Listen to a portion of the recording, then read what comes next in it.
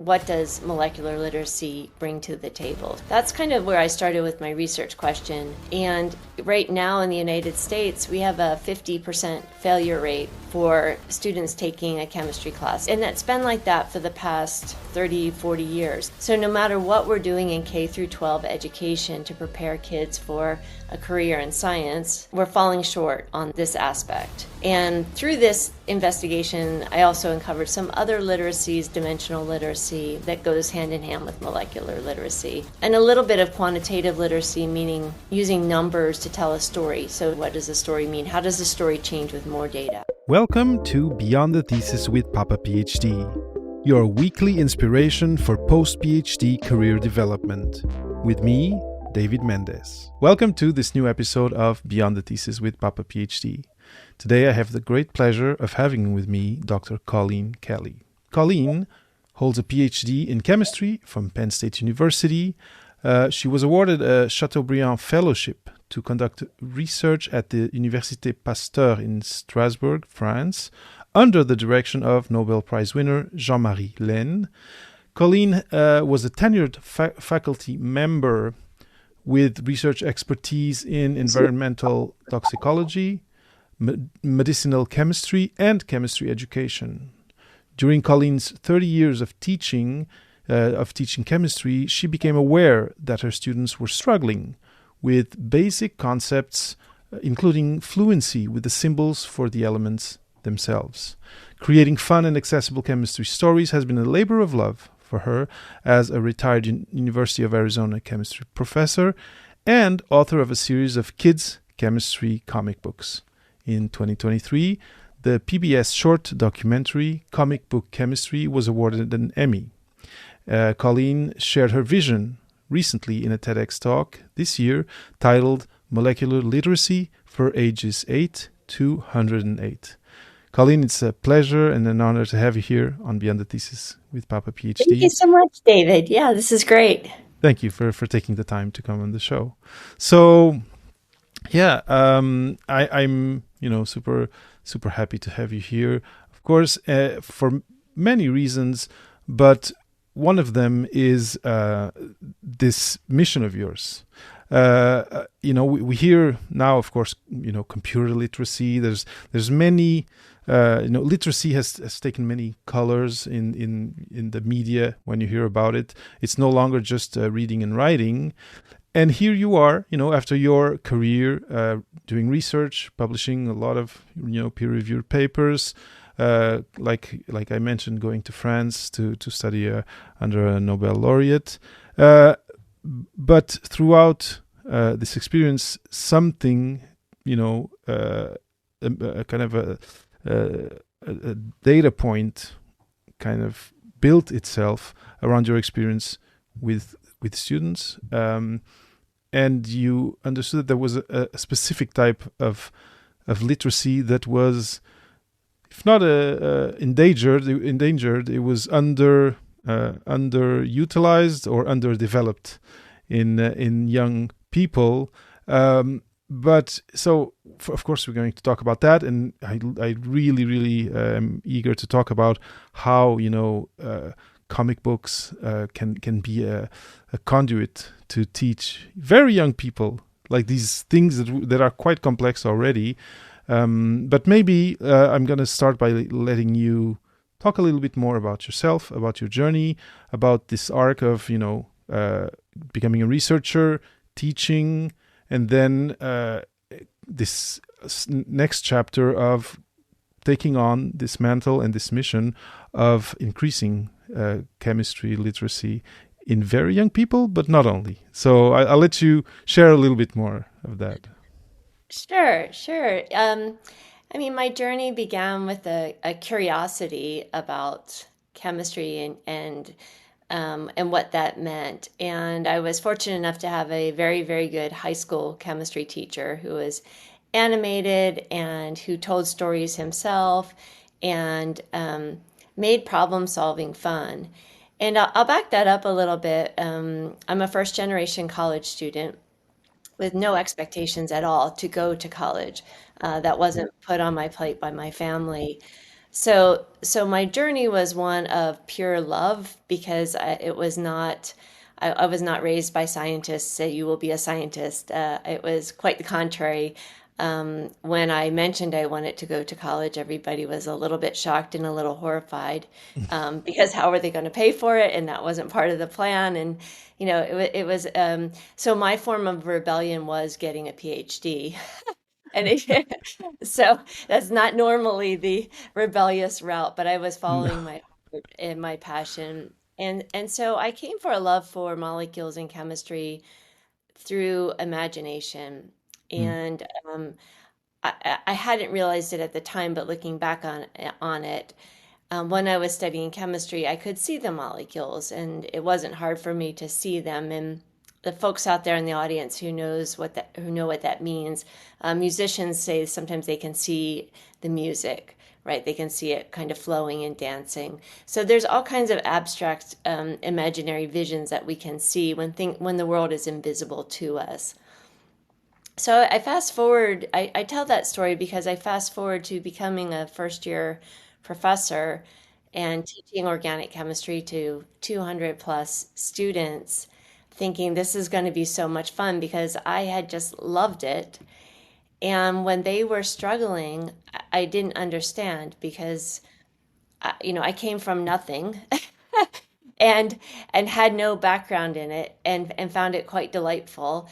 And it was, I don't want to say easy, but it was natural for me to see all these transformations. I could see a nucleophilic substitution reaction quite clearly in my mind. It wasn't difficult for me to imagine those transformations.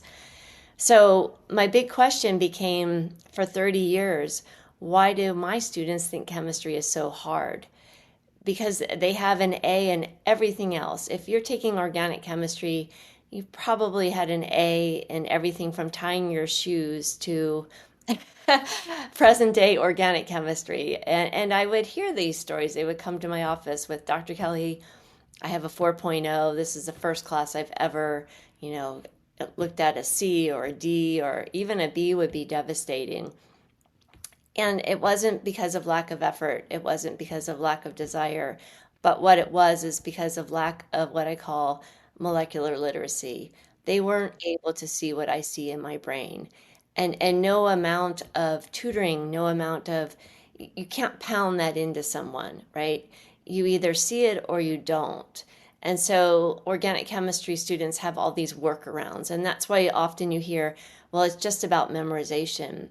They have to memorize it because they're molecularly illiterate. Again, if someone is illiterate, they have to memorize things and what words look like. They're not fluent enough to get past that. So, illiteracy is finding workarounds, being able to navigate society. And so these students find workarounds, but they fall short, right, of their success mark, which is usually an A. And they can memorize a bunch, they can study for 40 hours a week, and if you can't see it, it's still not going to be there. And that was heartbreaking to me to realize that I had a gift. Where did I get that gift was a question because I certainly didn't get it from being raised by scientists or all the things people assume about a chemistry professor are not Mm. true for me, at least. And so how was I able to do it? Why aren't they able to do it? And what does molecular literacy bring to the table? So that's kind of where I started with my research question. And right now in the United States, we have a 50% failure rate for students taking a chemistry class. So failure means failure, withdrawal, drop, or C or below, right? You can't use it for your major. So it's and it's been like that for the past, I don't know, 30, 40 years. So that data hasn't changed. So no matter what we're doing in K through 12 education to prepare kids for a career in science, we're falling short on this aspect.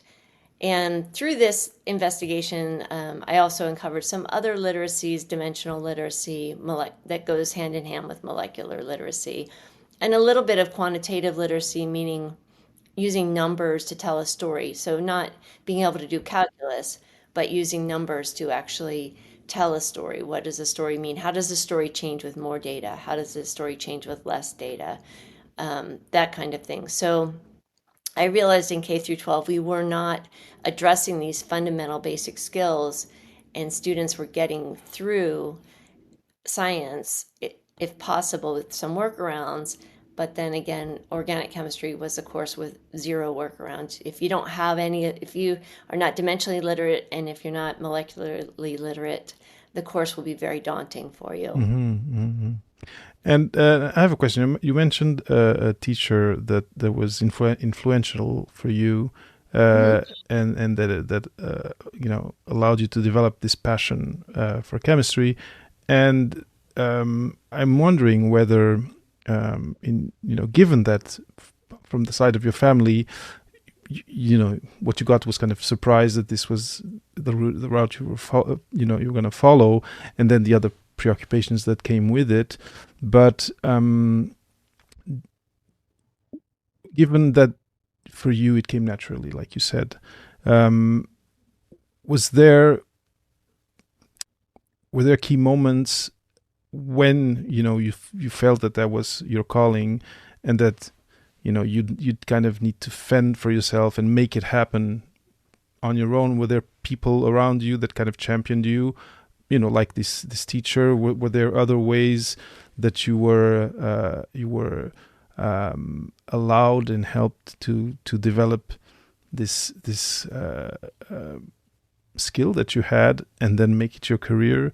How did it happen for you, given that now you're trying to get young people, to help them? How did you get some sort of help in that way, maybe in other domains?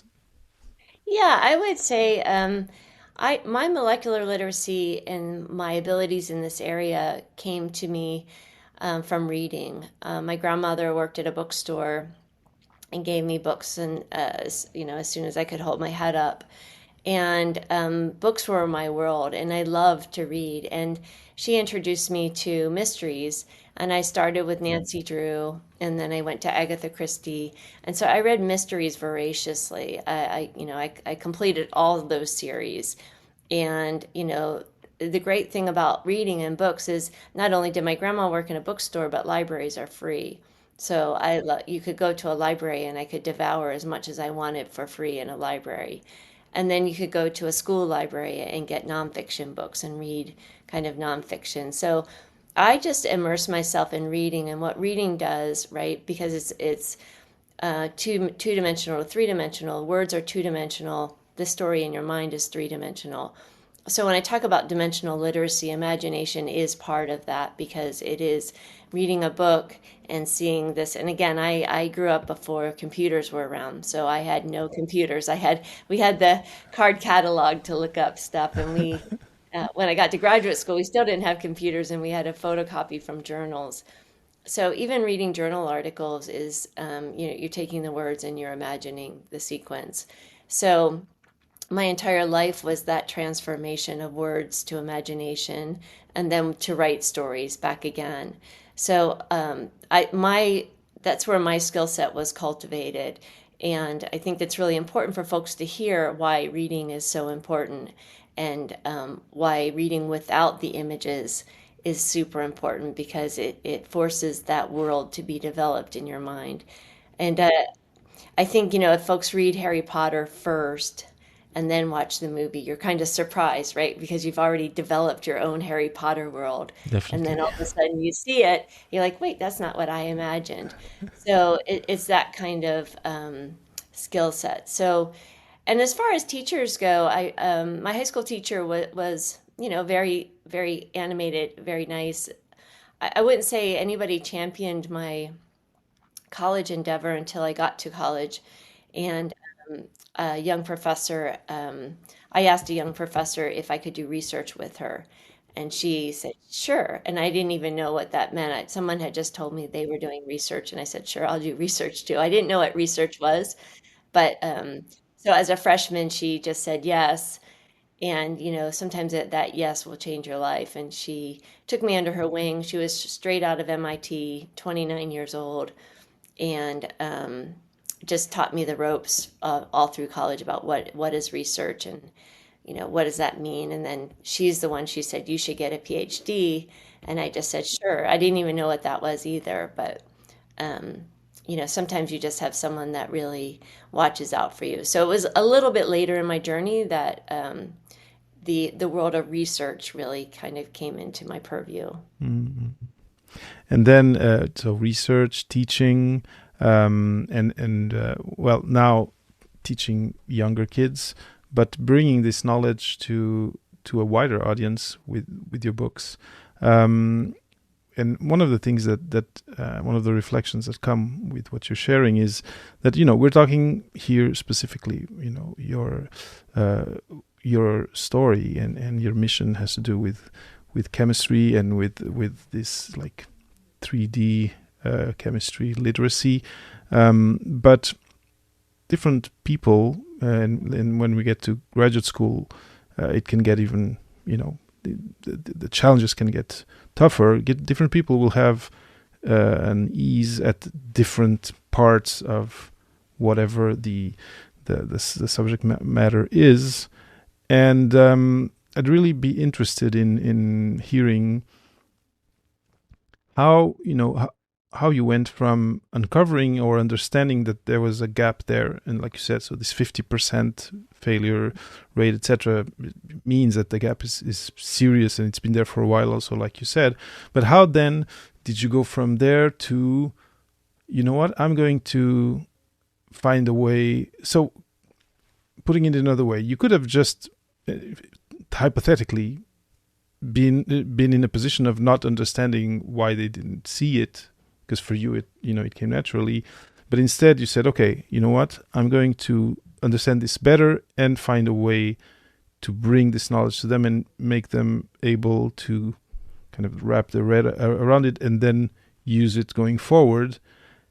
And then you went to storytelling and to comic books. I'd love to hear, how that whole reflection happened. Have you drawn, throughout life? Is it something that comes naturally?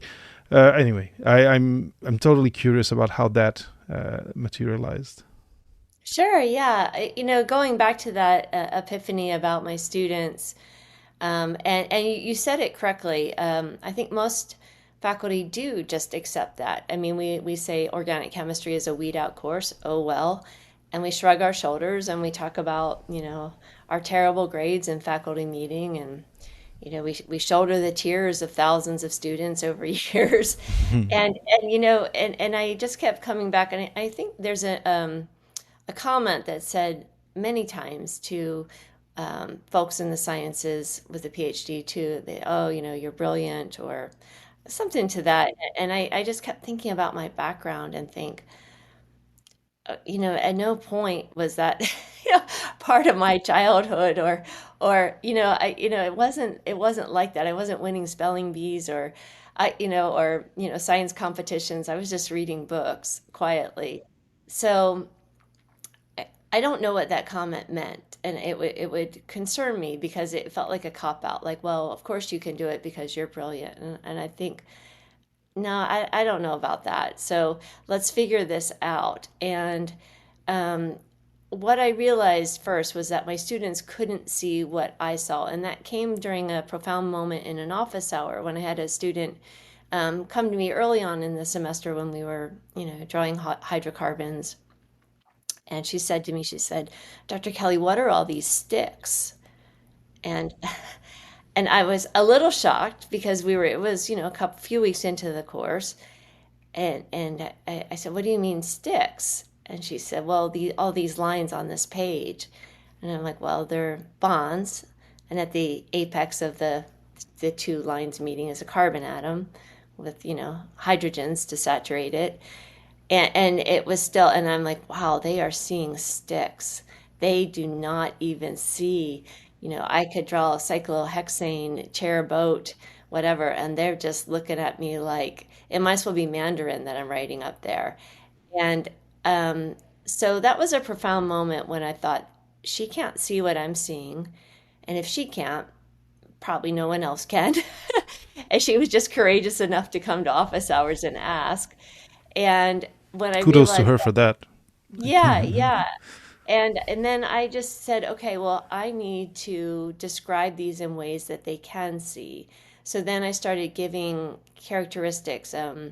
For example, I would use Winnie the Pooh characters if we're looking at, there's a phenomenon called a leaving group. So some of the halogens will leave a molecule. So I would say fluorine's like Piglet and clingy and small, and it's going to hold on tight and not be a very good leaving group. And bromine's like Winnie the Pooh and big and fluffy and poofy and will wander off into the 100-acre woods with not a thought and a care in the world. And that sticks. And so I would try to give these characteristics. And once you start introducing things like Winnie the Pooh, Disney type characters. I would often use characters from Shrek, those kind of things. The temperature in the room goes down, and when the temperature goes down, when laughter starts ensuing, then brains open up, right? So then the imagination can come in. So regardless of how serious the course is that I'm teaching, I could keep teaching it without these characters and accept what's happening, or I could try to see, what happens if we have a little fun and explain it this way. And I would get students coming back to me saying, when I took my medical exam, the MCAT, I was imagining that. I knew my leaving groups because of that story, those kind of things. So, they were working, and eventually I was running out of different pop culture references. So I started creating my own characters for these stories. So for the longest time, they were just things that I would bring to the classroom and tell them, and then use those as templates for case studies or a synthesis problem or something like that. Sometimes we would act out the molecules so that we would have a play where, your terp-butyl bromide and your hydroxide, and let's see what happens between you two. So as much movement and dynamic and visualization to kind of bridge that imagination through the sticks that they were seeing on the page to try to see if that would work. And it did work for the most part, but I just took that and said, okay, now how do I get this to a broader audience than just the 200 or 300 students I see in my classroom? Mm-hmm. Anyway, it's great that you mentioned someone coming back and saying that they passed their MCAT with using those mnemonics and those techniques to remember things that to them are not instinctively understandable, let's say. And this makes me think of the whole effort scientists in general have today, or people in health related with health have, to try and explain, I don't know, RNA vaccines to people out there. And I imagine that you're also kind of leaving students with this kind of heritage of, you don't need to speak a very hermetic language to teach or explain science. You can actually use like pop culture references if that's what helps people see it as or find it memorable and have it stick in their minds. It's really interesting. Now, Yeah. the other thing that surprised me was that you were now, your although your audience is from 8 years old to 108, the books that you're making and the work that you're doing now is with younger kids. And I'm thinking of my kids, and I'm wondering, how did you understand that this was now your audience, that you could actually go bring this literacy, which usually, like you said, it's university level, to before university, and actually to quite young kids. How did that reflection come about? And one reason why I find it interesting is very often people who meet someone who has PhD after their name think, oh, this person talks to, during, all day, talks with other scientists, and is hard to understand, probably because they'll use a lot of jargon. And here you are now, living proof that not only you can share this knowledge with your students, which is expected in university, but not only younger kids can actually also profit from researchers in learning some aspects of basic science that are actually how can I say, that they can actually grasp and then keep for their own personal literacy throughout life. And your current target audience got me very curious, and I'd love to hear how you got to it. Sure, yeah. I think it came back to, again, watching some of my, this time, students in a freshman chemistry class. And they're struggling, and I'm grading their exam, and they're getting all these problems wrong, and I'm thinking, what is happening here? And when I examined it, we have several elements that start with the capital letter C, lower letter A: calcium, carbon, cadmium, right? Very different.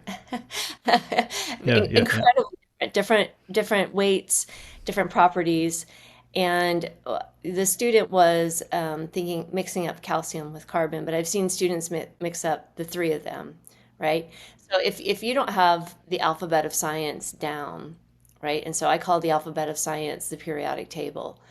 If you're not proficient with that, and you're under pressure, you have less than an hour to finish an exam, and you're scanning the periodic table looking for the correct molecular weight of carbon, and you land on calcium because there's no name underneath, you just see Ca, you're like, okay, that sounds good, and why not, right? It's reasonable. And then all of a sudden you failed the exam because you had the wrong, and it perpetrates throughout problems.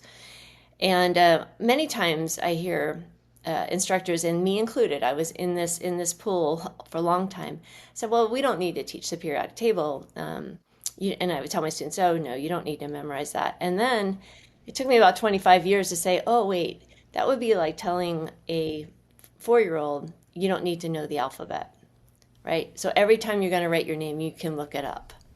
And that's what we were saying. We're like, every time, we're like, well, we'll give you a periodic table during the exam. And the AP exam even does this.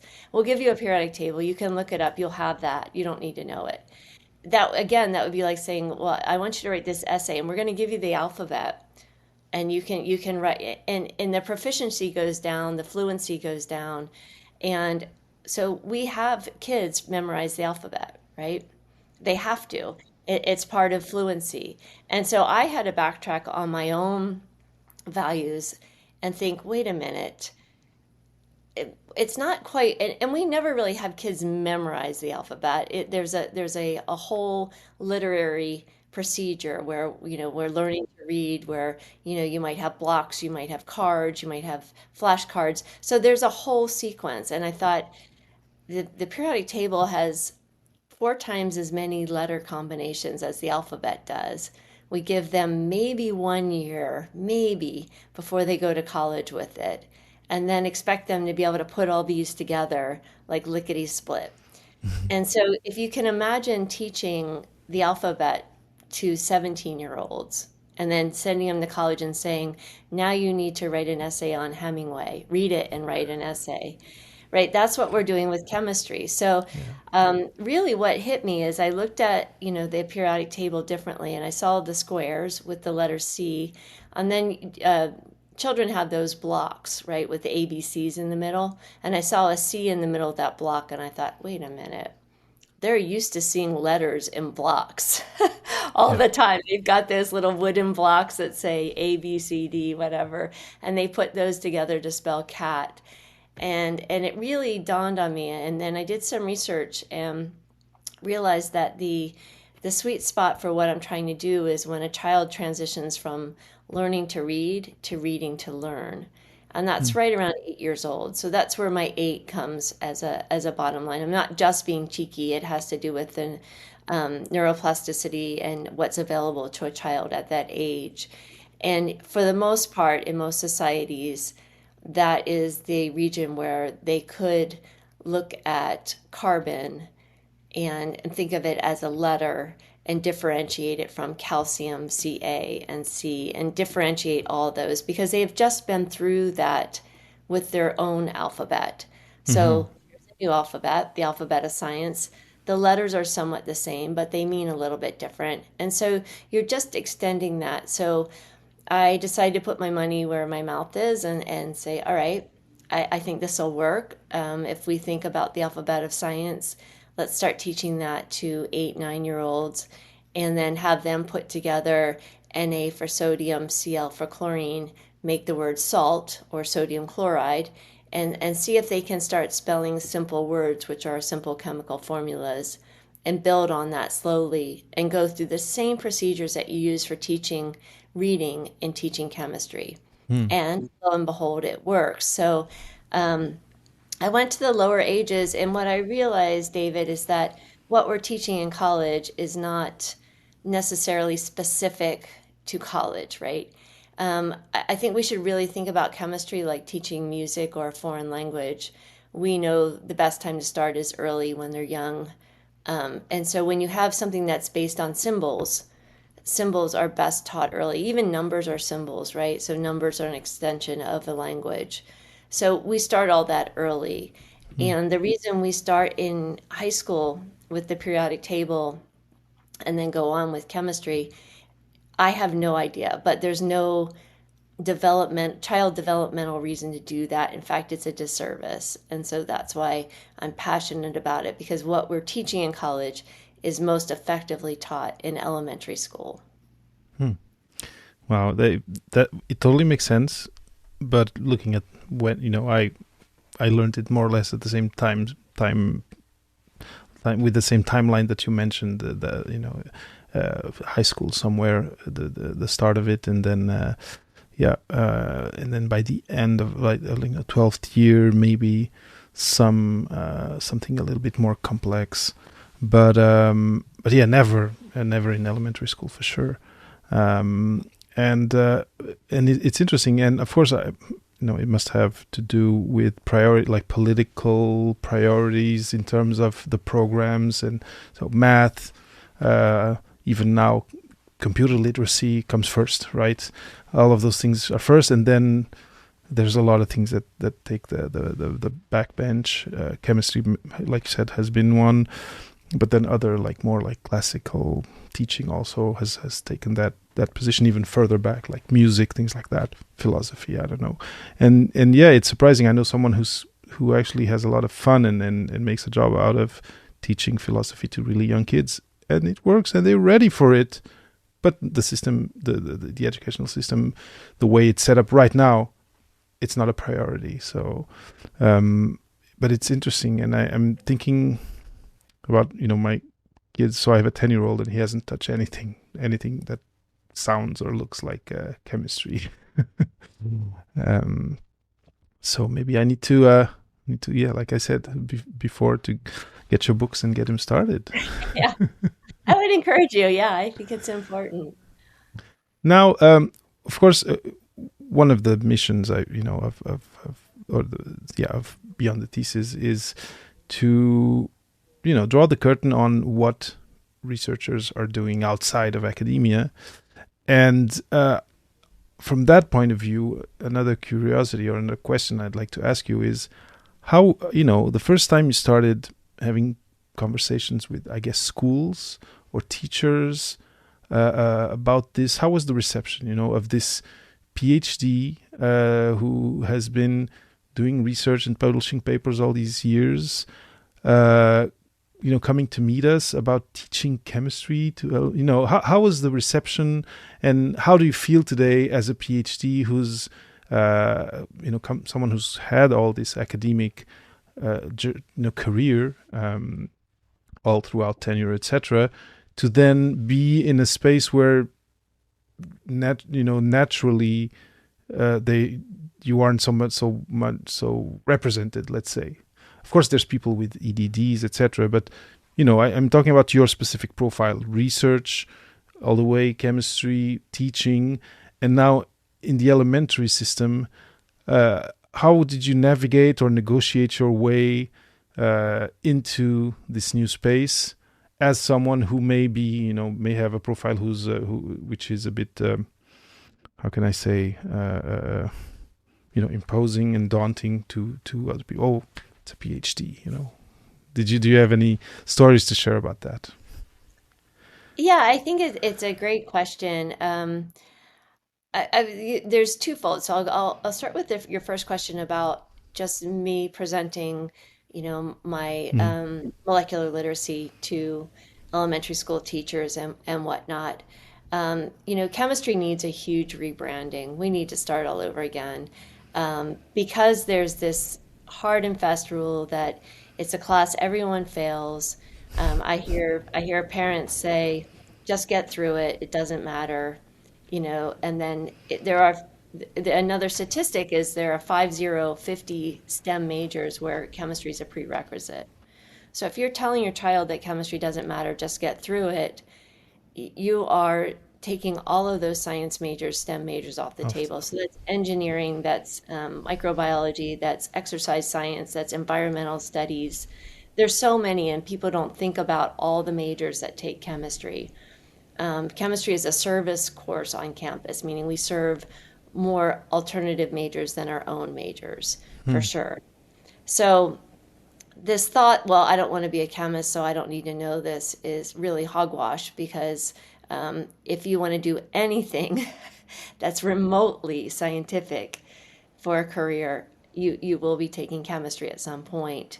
And the dreams that have been thwarted by failing chemistry could fill novels. So I mention that because I think right away there's a branding issue, and that goes down to teachers. Most elementary schools teachers avoided chemistry, and that's just my anecdotal evidence from talking. Oh, I didn't take that, or or maybe they have a specialization in science, elementary school with a specialization in science, but that science is wildlife biology with no chemistry, right? So colleges of education can give science teaching like certificates without getting chemistry in there. So it's possible for this all to happen. And this is nobody's fault. And I'm not laying blame. I'm laying, this is what the system is providing.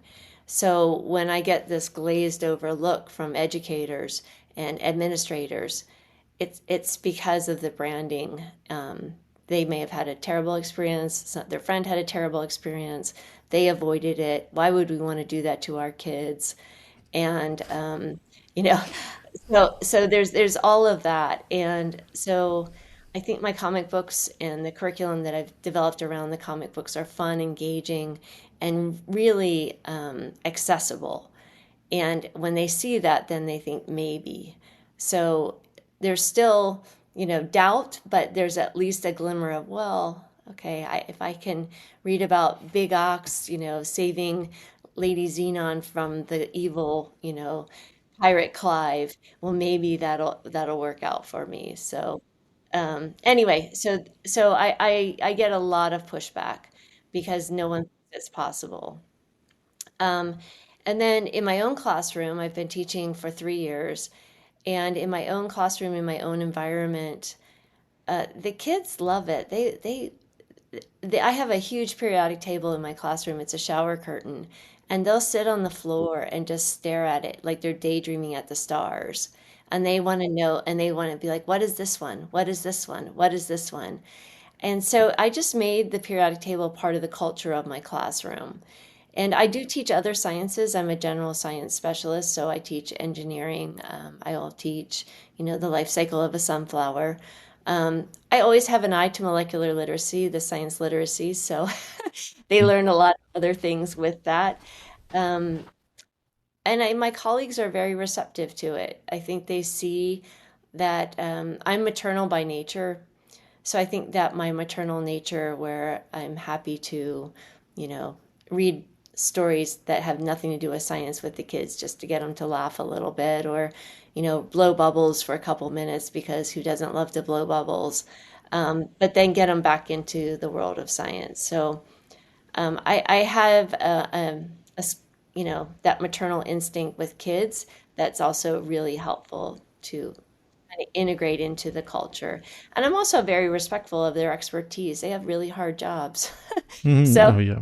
I Mhm. think it's super helpful to be a colleague because you get to see, like, you're like, man, like I see them for 45 minutes 3 times a week. You're with them the other. and, and, and sometimes they're a It's a tough lot of bunch. work. Yeah. Excellent, excellent. And so where you work, clearly you have a good environment, but then yeah, there's this pressure, probably like you said, from bad experiences with the pedagogical aspect, I think, of teaching chemistry that gets people kind of like, and they build antibodies against it in a certain Yeah. way Yeah. that you're, I think you're going to be slowly breaking, and these kids will come up learning. But one thing that I agree with you is, and it's also something that was inspiring in your work, is given the just use the word pressure. I'm going to use it again. The pressure that's there today on scientists, on the scientific milieu as in general, from different, from media, from whatever, from different aspects of society, but also the pressure that exists on people, younger, older, to just go through life without asking too many questions. And now my head is going to different health issues to do with how, what we eat, what we drink, etc., etc. And I have a clear, at least for me, feeling that this type of literacy that you're promoting will engender citizens and humans that are going to be they're going to have better tools to be critical about these types of things, medication that you might be offered to take, or even just abuse of drugs of different Hmm. kinds. The more you have some sort of scientific, and in this case specifically chemical literacy, the more tools you have to critically consider a situation or an opportunity and decide, yeah, no, it's not going to be good for me, because it's connected, I think. I don't know if it's something you see. You've already mentioned, students of yours going to study medicine. You've already mentioned that if they don't get chemistry, those types of careers are off the table. But not everyone has to be a doctor.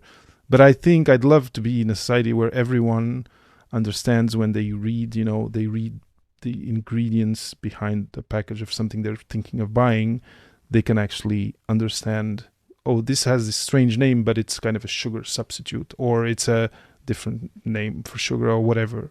And although it's not directly related to what you're doing and the audience you have with the 8-year-olds today, I think it's connected, and I think it's a I don't know if you agree, but I think it's, for me, it would be a very good kind of side effect or ripple effect from what you're doing as they grow up and become young adults. Yeah, I 100% agree. I mean, I ended my TED talk with the phrase, chemistry isn't just science, it's a shared story of everything. It And is. yeah, I stand by that every day. And, as you were talking, I think about the phrase carbon footprint. And when I ask anyone, I mean, it can be anyone it can be my elementary school students, my colleagues, my family, my friends, what is a carbon footprint? The image that they have is this like kind of sooty coal-like footprint. Like you look on the ground and you look for a black footprint where someone had just stepped in carbon and is walking. And I laugh at that, but then I think of the seriousness of that. If we have legislature or, people in the government going to summits about the environment who aren't clear what a carbon footprint is, and what that phrase entails, and what carbon is in all its different forms and oxidation states. And, what is the difference between methane and carbon dioxide? One's tetrahedral, one's linear. All of these things are fundamental molecular literacy understandings that can go a long way. And I shudder to think about these huge, environmental summits where 95% of the attendees can't imagine these processes. They're going through the motions robotically and parroting phrases that they had heard. And there's no molecular literacy. And that's really, really, really scary to me. Um, and I think that's a world where it happens on a grander scale. In medicine, I would trust your doctors. Your doctors have been through so much training, Yeah. right? So I think, you know, it's the communication that helps with medicine.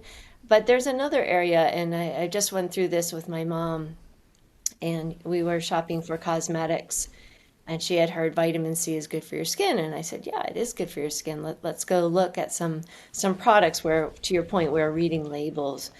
And she reads, well, this doesn't have vitamin C. It has ascorbyl palmitate. And I was like, well, that's the best thing you could have in there. I'm like, ascorbyl palmitate. I'm like, Mom, that's the kind of vitamin C where they put a little tail on it to make it go through your skin better. And A I fatty tail. explained, I'm like, it's the water soluble kind, but then they make it like fat soluble, and it'll go through your skin and it helps stabilize it. And I'm like, yeah, you want to look for ascorbyl palmitate. So, Hmm. um, so there's, just something as simple as I've heard vitamin C is good for your skin, and putting down a jar saying, well, that doesn't have it, and that's false advertising. And, so it's everywhere from these global summits where most of the attendees who are creating policy are molecularly illiterate to the way that I describe it, to, my mom being able to find a good cream for her face that she wants to use and get the most bang for her buck. So it's everywhere, and it's critically important. And I love now that I am able to teach young people these things. And I teach them that. I teach them the name for vitamin C, and we write it down. They're fourth graders. They can write that word. Ascorbic acid isn't a tough word for them to write. And I draw the structure of vitamin C, and we talk about it. And they can see it. Again, this notion that they can't see it would be like saying a 9-year-old can't read music. Of course they can read music. It's been going on for hundreds of years.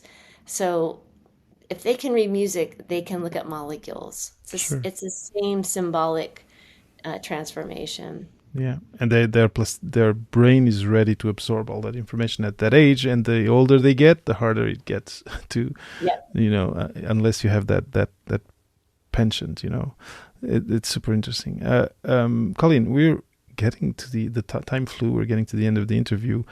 We've been talking about your books now for a while, and I don't want to end this conversation before having you share to the listeners or to the people watching where they can actually learn about what you do, but where they can get these books, or follow anything to do with your projects. Because, like you said, like I mentioned in the beginning, there's 4 books that are published, but there's more. Your program, there's more to come. Let's say. So, do you Yeah. want to share a little bit about that? Sure. Everything is on my website. It's kidschemicalsolutions.com. And so right there, you can access the books, and there's a whole bunch of free stuff on there. So I encourage listeners to click on free games. There's an element decoder game that's a web-based Mm. game that's super fun, that's free. I also have free audiobooks on there. Okay. So if you go to the free section, you might have to navigate a little bit. It'll take you from my webpage to my publisher's site, but you'll get all of that. And then there's also a tab to my YouTube channel, which is Chemistry Colleen. So I have a YouTube channel where I appeal to a younger audience, a preschool audience, and you'll see me in my periodic table apron and my getup, and I become a character. And so we explore why red onions make your tummy sting, to why, where the beta carotene is in spinach. So there's all kinds of cool little episodes in there. So you can go to my YouTube channel too. Excellent. Very good. I'll put all those links in the show notes of the episode. Uh, Now, if people want, to reach out to you, they want, I don't know, to thank you for something you shared, or ask, dig a little bit deeper into something you have shared. Is LinkedIn a good place to reach Yes. out for you? To reach out to you? Yep, my LinkedIn profile. Yes. Excellent, perfect. And so again, I'll also add that in the show notes. Now, I have a last question before Sure. before ending our conversation, which is to because I hear from a lot of graduate students that, and actually it's one of the worries they have even for their transition to the job market after, is I want to have an impact. I want to have an impact on society. Sometimes it's even depending on their domain and their study subject. It may be on my community. They all they want to have an impact. They're becoming young scientists, and one of their worries is I want what I do to count for someone, for a community. Sometimes it's towards a disease. Sometimes it's because they have a family member who suffers from a disease, etc. And I really find your journey inspiring in that sense of you've had, like we said, your academic career, and as we know, when you have all these years teaching and doing research and teaching and publishing, but especially teaching, you do have impact on generations, cohorts of young people who then go into the job market in different domains. But now it feels to me like you are bringing your specific flavor of science to what is or has been an underserved, I don't know, how to say, layer of the community, which are these young kids. And so it feels to me that now you're really in the very local community, bringing, Yeah. Leading this mission. And I wonder whether you have a word of inspiration for someone who's in the lab thinking, okay, I'm doing this. I don't feel exactly how, because this happens often, right? You're doing your, let's say, PhD project, and it's a very tiny, very pointy, very specialized small brick of this huge scientific wall, and sometimes you can lose kind of the proportion of things. And I wonder whether you have a word of inspiration and maybe a word of motivation for them to feel better about what they do, but to also think about ways what they do, maybe not specifically, but in general, can actually be retold in other ways and actually reach wider audiences, or close, communities that are closer to them. And I know it's a very wide question, but I because you're living it, I wonder whether you have, based on your story, based on, being a first generation graduate student and having done the academic career and now got, in this chapter doing this, whether there's some sort of wisdom or story or a little nugget of inspiration that you can share with them. And sorry for being very wordy, but I'm trying to find a way to give you I've cues. never gotten this question, but you hit it on the head. I mean, my PhD thesis was on cycloaddition reactions of chiral manganese complexes. And my friends would ask me all the time, what is that used for? And I had to shrug my shoulders. At the time we had Department of Energy funding. It was organometallic chemistry, so there's some catalysis aspects to it for energy. Really, though, I was immersed in the most basic of basic researches. I was making molecules that had never been made before just for the sake of making them. Really, I mean, I really can't put a spin that I was saving anybody's lives or helping and the environment or doing anything other than making some cool complexes that were sometimes colorful, fun, tricky to isolate, air sensitive, whatever. There was a skill set. So I lived that world for a long time where I would get that question. What kept me going is it was really fun, super fun. Like there's no place else in the world I would have rather been than in lab making these because every day I was like, oh, wait, did I get it? Did it work?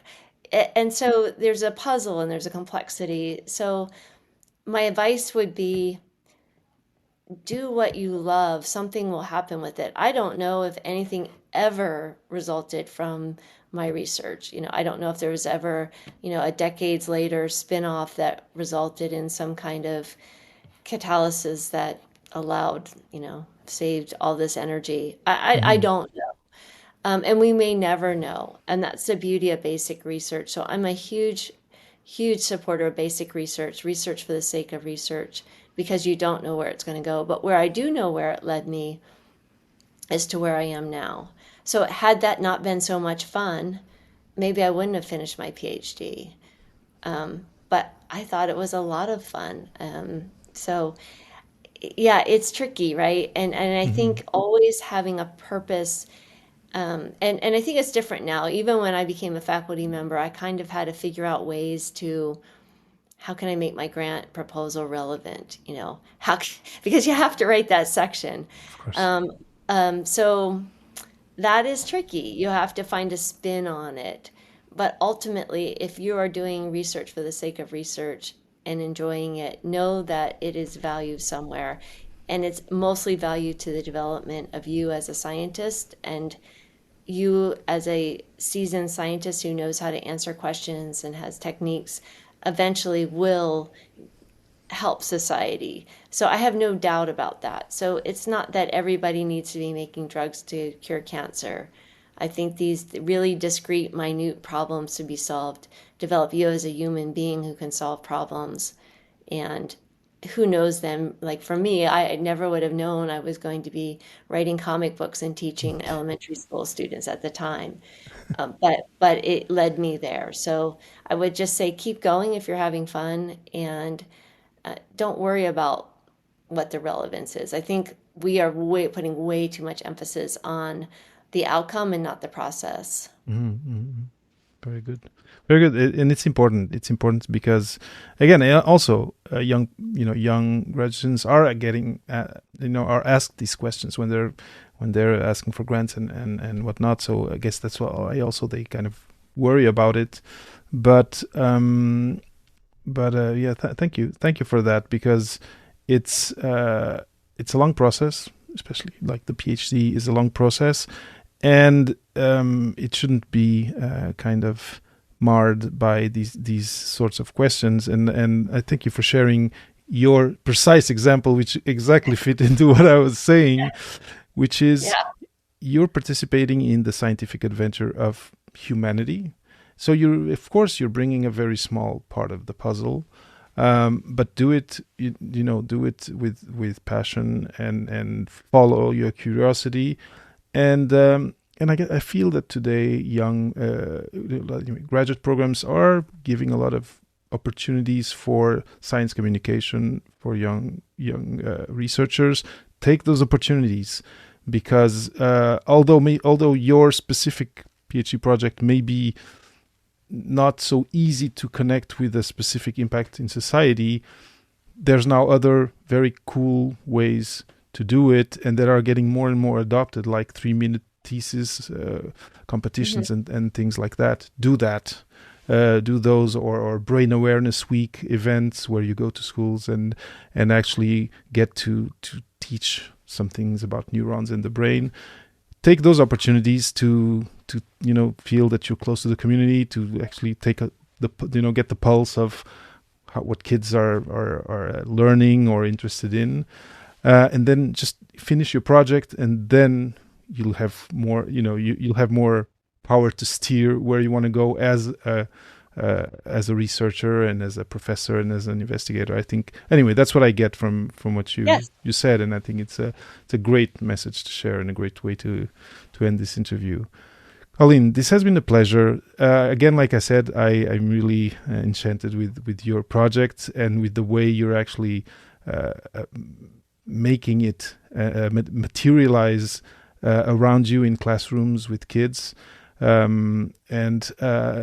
really hope it catches. The fire catches, and that more and more young people get access to this literacy, which is, let's say, not popular, but I kind of wish that it becomes popular, because I think it's important. Scientific literacy in general, but in this case of our conversation, chemical and molecular and 3D literacy, which is what you focus on. So thank you so much for your time, and all the best for your projects. I wonder. I'd love to hear about you a few years from now, and you sharing stories about people you taught as kids and where they are now. I'd love to hear those types of stories. Me too. Thank you. Thank you for listening to this new episode of Season 6 of Beyond the Thesis with Papa PhD. Have a question about this interview? Want to leave a comment about the podcast? Have someone you want to recommend to be interviewed? Go to speakpipe.com/papaphd and leave me a voice note. Just hit the big record button and leave me an up to 90-second message. I listen to all my messages and I consider all of them for feature on future episodes. speakpipe.com/papaphd. Hope to hear from you soon.